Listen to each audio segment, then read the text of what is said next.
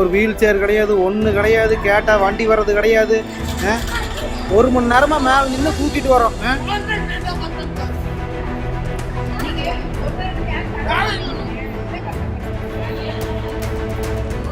இந்த கோயம்புத்தூர் ஜிஹெச் 1 மணி நேரமாக உட்கார வச்சு வண்டியும் இல்லை ஒன்றும் இல்லை, என்னதான் பண்ண முடியும்?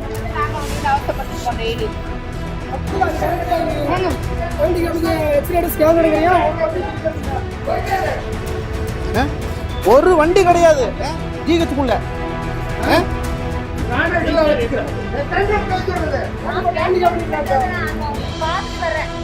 ஒரு சீனியர் சிட்டிசன்